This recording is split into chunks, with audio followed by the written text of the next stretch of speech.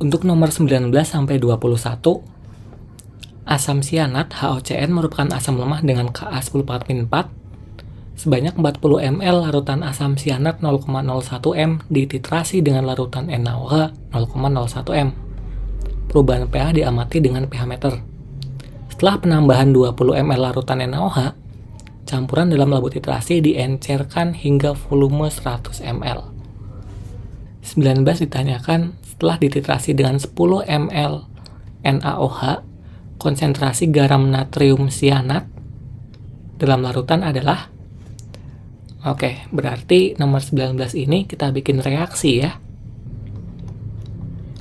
HOCN ditambah NaOH, asam tambah basa jadi garam plus air. NaOCN H2O. Kebetulan ini udah setara semua, karena valensi 1 semua. Kita buat mula-mula reaksi sisa. Dan seperti biasa, rumus mol itu M dikali V ya, atau M sama dengan mol per V. Nah, di sini asam sianat 0,01 m sebanyak 40 ml, berarti kita kaliin aja 0,4 milimol. NaOH-nya 0,01 m 10 ml, berarti 0,1 milimol. Produk masih 0, masih 0. Berarti yang bereaksi 0,1 dong. Ini 0,1 juga, 0,1. HOCN-nya masih sisa 0,3. NaOH-nya habis, NaOCN 0,1 milimol. Ini yang ditanyakan, tapi konsentrasi ini masih milimol. Konsentrasi itu mol per volume. Berarti konsentrasi NaOCN 0,1 milimol per volumenya volume total ya. 10 ml ditambah 40 ml, jadi 50 ml. Sama dengan 2 kali 10⁻³ m. Ingat, karena kita mencampurkan 2 larutan, maka volumenya akan menjadi 1. Kita gunakan volume total. Jawabannya yang D. Nomor 20 ditanyakan pH HOCN sebelum titrasi. Oke, ini HOCN adalah asam lemah. HOCN asam lemah.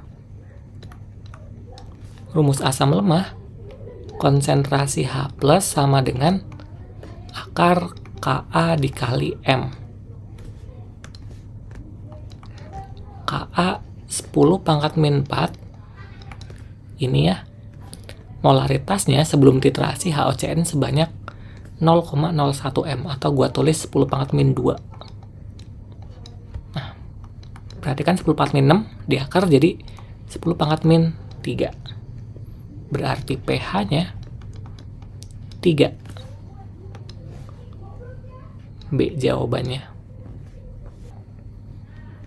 Untuk nomor 20, pH setelah penambahan 20 ml NaOH kemudian diencerkan hingga volume 100 ml. Oke, kita bikin reaksi lagi nih, tapi dari awal ya. HOCN ditambah NaOH jadi NaOCN H2O. Mula-mula reaksi sisa. Mol sama dengan M dikali V. Oke, langsung aja. HOCN 0,01 m 40 ml berarti 0,4 milimol. NaOH 20 ml 0,01 m berarti 0,2 milimol. Masih 0, masih 0. Yang bereaksi berarti 0,2 dong. 0,2, 0,2.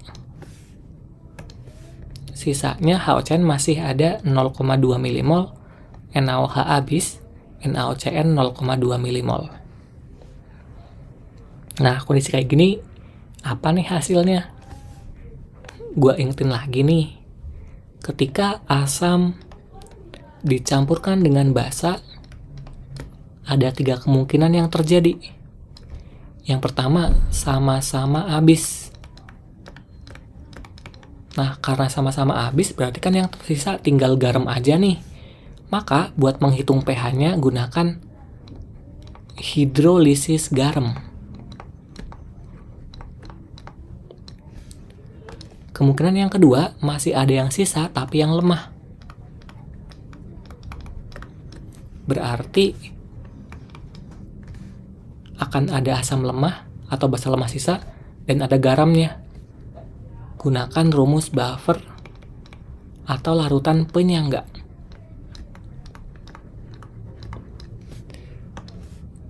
Kemungkinan yang ketiga, masih ada yang sisa tapi malah yang kuat.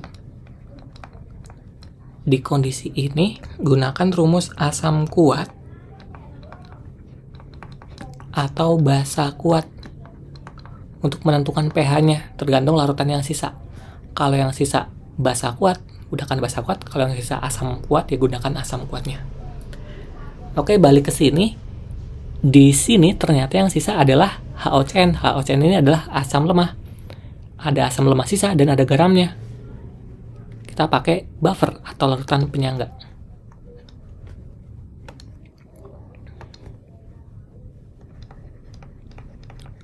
Buffer asam. Dan rumus buffer asam, konsentrasi H+ sama dengan Ka dikali mol asam yang sisa per mol garam dikali valensi. Valensi garam ini lihat komponen yang lemah ya. Di sini NaOCN. Komponen yang lemahnya adalah OCN- ini, cuman ada 1.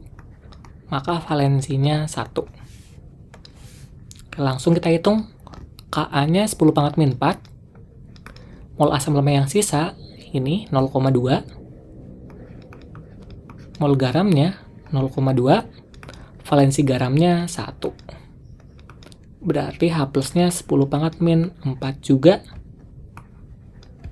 Maka pH-nya 4.